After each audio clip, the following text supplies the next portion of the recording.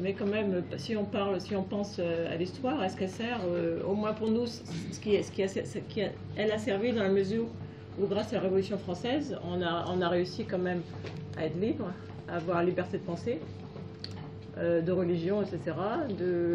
Certains privilèges ont été abolis. Et voilà, on est quand même quelque part ce qu'on est grâce à la Révolution française. Alors effectivement, il y a des points négatifs, parce que ce qui s'est passé à la Révolution française, il y a eu la guillotine, notamment par Robespierre et puis je ne sais plus qui. Enfin, il y a eu des choses affreuses, il y a eu beaucoup de morts. Et ça, le problème, c'est que, est-ce qu'on peut dire qu'il a fallu passer par là pour arriver libre? Pareil, le roi et la reine, bon, on pense qu'on veut, mais ça a été dur quand même. Mais voilà, ça a été par ce biais qu'on est arrivé à être ce qu'on est, à mon avis. Voilà. Moi, j'ai pas très bien compris en fait le sens que vous donnez à l'histoire. Est-ce que c'est l'histoire telle qu'elle est retranscrite, telle qu'elle est, comment dire, interprétée par les hommes, par certains hommes en plus, ou bien est-ce que c'est l'histoire, le temps? C'est quoi le thème? C'est l'histoire avec un grand H, hein. C'est l'histoire événementielle. C'est pas l'histoire, même si on a parlé d'écriture de l'histoire, c'est pas la petite histoire, c'est-à-dire c'est l'histoire telle qu'on la raconte, c'est l'événement historique. Enfin, moi je l'ai pris dans ce sens-là. D'accord, mais l'événement historique, il peut être traité de différentes manières selon l'endroit où on se trouve, selon le camp où on se trouve quand il s'agit de guerre. Donc voilà, l'histoire sera différente d'un pays à l'autre. Ça ne sera pas la même histoire en fait. Tout à fait, c'est ce que j'ai rappelé. D'accord, ouais, mais problème, ouais. Mais par rapport enfin, tu parlais aussi de l'histoire en Occident qui est plus linéaire et en Asie qui est circulaire. Moi je trouve que ça pose aussi la question du libre arbitre et du déterminisme en fait. Parce que si on parle d'histoire circulaire, ça veut dire que tout est un peu écrit déjà, hein, c'est des cycles, on retourne en arrière. Si c'est linéaire, on peut supposer que l'être humain a une possibilité d'action et une forme de libre arbitre dans la progression de l'histoire, du temps. Enfin, je ne sais pas si c'est clair ce que je dis, mais... La vision occidentale est une vision qui va mettre l'accent sur la liberté humaine, voilà. Peut-être excessivement d'ailleurs. La vision orientale, une vision qui va mettre l'accent plutôt sur le déterminisme, le destin, d'une manière certainement exagérée. C'est pour ça que la vision de Toynbee me semble plus sage, de faire la synthèse entre les deux. Parce que Toynbee nous dira qu'il y a une part de déterminisme, c'est l'idée du karma un petit peu, et en même temps quand même des actes, des initiatives, des grands hommes qui font avancer l'histoire, quand même dans le bon ou dans le mauvais sens, dans le bon ou dans le mauvais. Il y a un mélange, je pense, des deux. Ouais, et l'idée du karma suppose que si on veut sortir du karma, il faut sortir de l'histoire. Puisque l'histoire est liée au temps. Et pour sortir du karma, on sort du temps. Donc c'est un peu paradoxal. C'est-à-dire que... C'est ça. Le nirvana, c'est hors du temps. Voilà. Le temps n'existe pas. D'ailleurs, c'est une illusion de penser que le temps existe. Donc l'histoire serait une illusion. Oui, on peut dire ça comme ça, effectivement. Donc il n'y a plus de débat. Si on se place d'un point de vue asiatique, c'est... Je ne dirais pas que je ne rentrerai pas dans une conclusion aussi facile comme ça, de dire que l'histoire n'existe pas. Non, c'était un petit peu... Le temps n'existe pas. Le temps, en tant que principe, existe. On pourrait dire que le temps n'est pas disproportionnellement égal partout. On peut le dire. Mais de dire que l'histoire, c'est quoi d'abord? L'histoire, c'est ce qui reste après mon passage. Alors, est-ce que moi, quand je passerai, ceux qui vont raconter mon passage vont rapporter les choses telles que je l'ai vécues? C'est ça le grand problème. Ouais. Mais ça, c'est l'interprétation. C'est l'interprétation, mais non. C'est pas l'histoire elle-même, c'est l'interprétation des faits, en fait. C'est comme la culture. Si on prend la culture dans sa logique naturelle, c'est bien la culture. La culture commence à devenir dangereuse lorsqu'elle est mal enseignée. Il fallait qu'en France, on arrive à la Révolution française. D'où j'entends certains disent la remortance. Pourtant, nous, on nous a appris que c'était la Renaissance, mais les gens disent que c'est la remortance. C'est-à-dire c'était le moment où la France commençait maintenant à mourir au lieu de se réveiller. Au départ, les choses gardent leur sens naturel, le sens le plus propre. Mais c'est avec le temps, ceux qui incarnent ces pouvoirs, ce sont ceux-là, il faut d'abord les voir. C'est comme on dit, le forgeron, quand il fabrique sa couronne, il fabrique une belle couronne pour un bon roi, une belle reine. Mais le problème, c'est la tête de la personne que le forgeron va placer sa couronne. Mais s'il place sa couronne sur la tête d'un barbare, puisque le barbare devient roi, il fait sa tyrannie.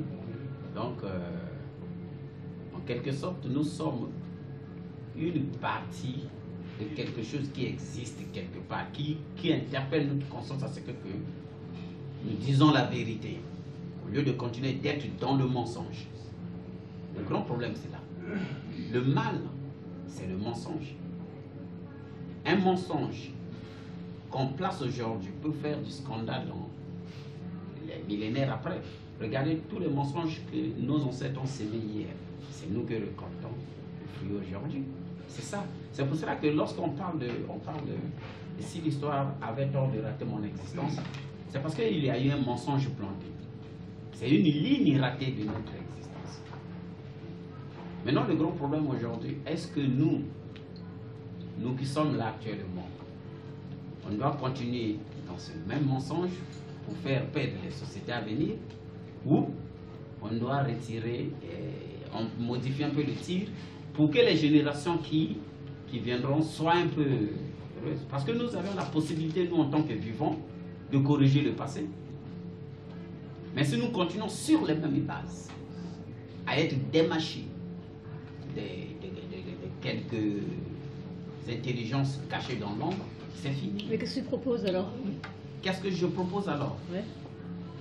Comme je l'ai dit dans mon exposé, j'ai une petite expérience. Et vous aussi, vous avez une petite expérience. Si ensemble, on peut écrire le nouveau livre de notre histoire sur les bases de la vérité, je pense que ça pourrait résoudre les choses. Mais s'il n'y a qu'un livre qui est là, qui commande tout, et que tout le monde doit obéir, tout à l'heure, on sort d'une conférence où on jette toujours la responsabilité sur autrui. On ne veut pas comprendre que moi aussi j'ai une part de responsabilité dans cet échec. C'est ça le grand problème. Oui, alors allez-y. J'ai Votre une prénom? question à vous poser, Étienne. Étienne. Pensez-vous que l'histoire qu'on apprend aujourd'hui, j'entends dans les manuels scolaires, Oui. pensez-vous que, je dirais, cette version de l'histoire, on a raison de l'apprendre? Est-ce qu'on a raison de la diffuser et de la rendre obligatoire? C'est une bonne question. Si c'est le cas, est-ce qu'on a raison de la présenter comme étant la vérité? Alors là, je vais y répondre. Bonne question. Il me semble, moi, je suis assez critique sur la manière dont c'est enseigné. Je ne dis pas qu'il faudrait enseigner l'histoire, bien sûr. C'est important quand même pour nos racines, etc. Mais alors déjà, effectivement, on nous enseigne l'histoire qui est l'histoire des vainqueurs. Donc il faudrait peut-être plus de diversité. Chaque fois qu'on prend un thème, il faudrait au moins 2 sons de cloche. Il y en a plus encore. Mais au moins 2 visions différentes. Faire une étude comparée des différentes visions de l'histoire. Prendre aussi la vision... Si on voit la Seconde Guerre mondiale, pourquoi pas des Allemands ou des Japonais, pas la vision des Américains et des Français, ou c'est un exemple. Et puis peut-être aussi l'histoire peut être un peu lourde, les jeunes n'aiment pas toujours l'histoire. Est-ce qu'on leur fait apprendre ça? C'est plutôt dans la pédagogie. Parce que c'est pas toujours bien enseigné, c'est ça? C'est pas très bien enseigné. Moi je me souviendrai toujours, j'avais un très bon prof d'histoire, il y a longtemps, quand j'étais en seconde je crois, qui nous faisait faire des jeux de rôle. Il disait, alors il prenait des élèves, il disait toi tu seras la Russie, toi tu seras l'Amérique. Voilà, et puis alors, en général il prenait des pays qui avaient des noms masculins avec des garçons, des pays qui avaient des noms féminins avec des... La France c'était une fille, le Japon c'était un garçon, etc. Bon, comme ça, pour faire un jeu, et puis on faisait des relations, il faisait ça de manière ludique, on adorait l'histoire, quoi. C'était un jeu de rôle, quoi. Voilà, et on se sentait valorisé et on aimait l'histoire. Alors que si c'est dit comme ça, d'une manière, voilà, des dates qu'on met les unes après les autres, ça peut vite devenir ennuyeux, quoi, et puis on décroche, quoi. C'est une manière aussi de l'enseigner. Alors, il y a le problème des contenus, alors là c'est un vaste problème. Plus modestement, je dirais que c'est plus compliqué de tout remettre en question au niveau des contenus, mais au niveau de la méthode de l'enseignement, c'est plus simple. En fait, c'était sans même parler de remettre en question. Ah oui, d'accord. Est-ce qu'on ne devrait pas peut-être plutôt cette histoire qu'on diffuse aujourd'hui, cette version de l'histoire, la réserver à ceux qui font la demande de l'apprendre? À partir de l'université, donc ceux qui vont faire la fac d'histoire. Et oui, donc, moi j'ai bien aimé les deux interventions. Si je résume un petit peu, bon, Anicet là semble suggérer une sorte d'éveil à la vérité. Bon, toi de ton côté, tu sembles suggérer peut-être un espoir qu'on arrive à une vision plus globale justement de l'histoire qui mêlerait un petit peu une vision de progrès et une vision de cycle. Bon, très bien. Moi, je pense que une chose là où l'histoire risque de faire rater mon existence, et c'est un peu nietzschéen, je pense, c'est dans cette idée de se dire que l'histoire s'accélère, mais en même temps, elle nous place dans des situations de plus en plus mécanistes. On est dans des systèmes de plus en plus complexes, où on a de plus en plus petite place, quoi, quelque part. Et même, on le voit bien pour les jeunes, trouver une place dans la société devient assez difficile. Il faut faire bac plus 7, 10, 12, etc. De plus en plus, pour s'insérer dans un système comme ça, de plus en plus complexe.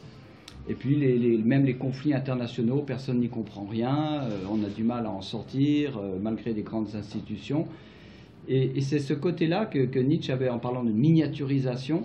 Et je trouve que c'est là le plus douloureux, où l'homme a du mal à s'épanouir. C'est difficile d'être un héros aujourd'hui. On peut peut-être l'être beaucoup plus du temps d'Alexandre le Grand, ou quelque part dans une savane africaine où on pouvait triompher de quelques rhinocéros, je ne sais pas. Mais non, je ne veux pas être du tout voilà. Non, c'est juste une image un peu amusante. Et c'est ça, moi je trouve, qui est la plus grosse difficulté actuelle pour trouver ça. L'histoire est un peu un rouleau compresseur, quoi, en quelque sorte. Et c'est ce côté-là, moi, que je trouve. Et je comprends Nietzsche d'un certain côté, c'est peut-être la source même de son angoisse et de sa fin tragique, peut-être, parce qu'il a peut-être énormément conscience de cette avancée d'un monde de plus en plus automatique, un petit peu. Voilà, où même les dirigeants sont des techniciens en fait, et puis il y a un manque d'envergure, quoi, et puis d'épanouissement. Alors bon, ça c'est une vision un petit peu pessimiste. Heureusement, peut-être par derrière, il y a des tas de façons de s'épanouir, mais voilà. Juste un mot pour te répondre, Nietzsche effectivement est un opposant, il n'aime pas l'histoire, il trouve que l'histoire elle peut être dangereuse parce qu'elle va justement nous fossiliser, on ne va pas assez voir l'avenir, on va se ressasser, on va se rassurer avec le passé. C'est un peu ce que dit aussi Todorov dans Les abus de la mémoire, parce qu'on parle beaucoup de devoir de mémoire en ce moment. Le 13 novembre, on a une commémoration, c'est normal d'ailleurs, mais parfois ça peut être dans le trop de commémoration tue la commémoration, comme dit Todorov d'ailleurs, qui critique l'abus il est un peu nietzschéen, c'est un philosophe d'origine bulgare, et il trouve que finalement, à trop ressasser le passé, ou même à trop faire son mea culpa au passé, on oublie l'avenir, on oublie les problèmes présents, puis c'est idéologique aussi, c'est la manière d'un pouvoir politique, finalement, de nous montrer que c'était pire avant, qu'on n'a pas à se plaindre, etc. Bon, c'est idéologique, évidemment, il s'agit de serrer les boulons, on va souvent diaboliser le passé, justement, il suffit de prendre le Moyen-Âge, je vais prendre cet exemple. Le Goff, il a réhabilité le Moyen-Âge, c'est un très grand historien qui est mort l'année dernière, Jacques Le Goff, d'origine bretonne, que j'avais d'ailleurs rencontré au Salon du Livre, à Vannes, il y a 2 ans. Jacques Le Goff a réhabilité le Moyen-Âge. Et maintenant, d'ailleurs, les universitaires américains, internationaux sont d'accord avec lui pour dire que c'est pas l'âge sombre, qu'il n'y a pas que l'Inquisition, les croisades, etc. Qu'il y a autre chose. Donc, c'est quand même un élan de spiritualité extraordinaire, les cathédrales, qui avaient plus de liberté qu'on le croit, y compris pour les femmes, etc. On a complètement diabolisé le Moyen-Âge.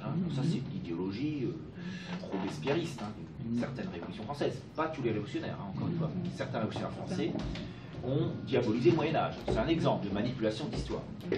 Mais voilà. Oui, alors, quand j'ai vu le sujet, là, c'est-à-dire c'est-à-dire l'opposition de la conception de l'histoire occidentale et orientale. Je me suis rappelé d'un texte que j'avais lu chez un écrivain français que vous connaissez peut-être, qui est Jules Romain, oui. L'auteur des Hommes de notre volonté de Knock et des copains. Non, pas Poil de. Non, Jules Romain, pas Jules Renard. Ah oui, Jules Romain, j'ai compris Jules Renard. Oui, c'est Dr. Knock. Alors, parce que on parle là d'une conception de l'histoire positive, mais en fait, c'est plutôt l'histoire, c'est plutôt un sujet de conflit, une sorte de foire d'empoigne. Je veux dire, ça mène plutôt à la guerre. Et donc, je vais vous lire, j'ai amené le texte là parce que je vais vous lire. Alors c'est un livre qui s'appelait Problèmes d'aujourd'hui, mais ça a été écrit en 1915. Donc après une année de guerre. Hein. Et voilà ce qu'il écrivait. Jules Romain, voilà. Alors, je prends le passage principal. Où il parle justement sur la guerre qui est en cours. Hein. Et c'était plutôt adressé aux Américains, en somme. C'est-à-dire, il s'agissait de faire comprendre aux Américains quel est l'état de l'Europe et tout ça. Bien nous aider, d'ailleurs. Oui. Alors voilà, il écrit ceci. Et d'abord, comprenons bien la nature, le sombre génie de cette guerre. On la déclare essentiellement moderne. Moderne, certes, elle l'est dans ses procédés. On ajoute qu'elle l'est dans ses ressorts internes par ses causes. Les historiens systématiques n'auront pas de peine à montrer qu'elle a été le résultat inévitable des rivalités économiques. Elle est sortie de ce qu'il y a de plus moderne dans le monde matériel, de l'usine, du dock, du steamer. Elle en est sortie comme la fumée des grandes cheminées. Eh bien, je ne le crois pas. En dépit des apparences, et malgré certains éléments de vérité qu'une telle théorie peut contenir, cette guerre est anachronique. L'Europe de 1915 est en proie aux fantômes. De très vieux songes se sont emparés d'elle et l'ont dressée dans un délire de somnambule. Des songes dont plusieurs remontaient du fond des siècles. C'est une plaisanterie que de dire « les ouvriers se battent pour conserver de hauts salaires menacés par la concurrence économique ». C'est une mauvaise plaisanterie. Un homme ne quitte pas sa femme et ses enfants et ne va pas se faire trouer la peau pour éviter une hypothétique diminution de salaire de 25 pfennigs par jour. Et les grands brasseurs d'affaires, eux-mêmes, si dénués d'humanité qu'on les suppose, n'ont pas un intérêt évident à provoquer de tels cataclysmes. Ils savent trop bien que la guerre, c'est l'inconnu, que l'événement, une fois déclenché, ne se laisse pas maîtriser par personne et peut broyer ceux qui s'y attendent le moins. Non, de pareilles explosions ne sont pas le produit de la raison et du sang-froid calculateur. L'homme ne calcule pas si mal que cela. Ne l'accusons pas gratuitement de stupidité. Mais si l'homme calcule bien, il ne calcule pas toujours, et une foule de ses actes n'ont rien à voir avec le raisonnement. Comme l'a dit non sans profondeur un penseur contemporain, l'homme est un être qui a la faculté de se concevoir, autre qu'il n'est. À cette faculté, il doit quelques-unes de ses joies, mais beaucoup de ses pires mésaventures. L'Européen actuel ne se conçoit pas lui-même comme Européen. L'unité foncière et vivante de l'Europe est masquée à ses yeux par les fantômes dont nous parlions. Il se bat pour des ombres, dont la rhétorique des gouvernants et de certains littérateurs a réussi à draper l'inconsistance. Je connais même de bons esprits qui jugent le mal sans remède. L'Europe, disent-ils, ne peut pas être sauvée. Nous le craignons depuis longtemps, mais cette guerre nous enlève tout espoir. L'Europe est condamnée par une fatalité interne. Elle porte en elle un vice du sang, une sorte de maladie honteuse qui lui interdit toute grande pensée d'avenir et dont les crises de plus en plus violentes, sans réussir à la détruire, l'amèneront peu à peu à une lamentable sénilité. Cette maladie, c'est l'histoire. C'est un des accents nietzschéens d'ailleurs. Hein. Comment? C'est un des accents tout à fait nietzschéens. Oui, c'est d'ailleurs... C'est un beau texte, effectivement. Intéressant. C'est du texte. Jules Romain. Ouais. Beau texte.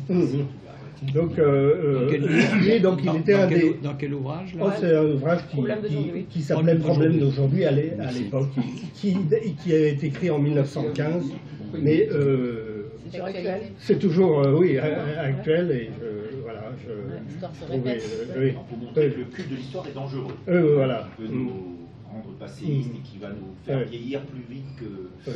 Alors, Voilà, c'est une sorte de décadence, comme dirait Nietzsche. Le culte de l'histoire mène à la décadence. Quoi. Voilà. Dire les choses rapidement. alors sinon, donc Toynbee dont tu as parlé, et dont il était question, évidemment, pour moi, c'est un... ce qui est marquant chez lui, donc, justement, c'est qu'il voit les constantes. Hein, voilà. Par exemple, il a trois idées principales, c'est-à-dire le retour de ce qu'il appelait Volkerwanderung, hein, c'est-à-dire les mouvements des peuples. Hein. De temps en temps, on a appris ça justement en histoire, les peuples de la mer, les invasions barbares, etc., les Mongols, tout ça, l'établissement d'États universels et de religions aussi universelles. Voilà, donc l'histoire tournait autour de ça selon les civilisations, et puis il y avait des civilisations qui disaient avorter. Hein. Comme il disait par exemple un certain christianisme irlandais n'avait pas été jusqu'au bout de ça. Voilà, alors qui étudie l'histoire quand même de façon, la voie de façon cyclique, c'est quand même très intéressant. Toynbee. C'est passionnant. Je vous conseille d'ailleurs, pour ceux qui s'intéressent à l'histoire, de lire La Grande Aventure de l'Humanité de Toynbee. C'est génial comme ouvrage. C'est un peu déconcertant parce que c'est pas une approche linéaire d'ailleurs, c'est un peu en randonnion, comme on dit, il y a des retours en arrière. C'est une manière d'écrire qui est assez orientale finalement, que je retrouve dans des ouvrages de maîtres asiatiques. Oui, puis il y a sa notion de défi qui est très importante. Hein. Oui, les défis, voilà.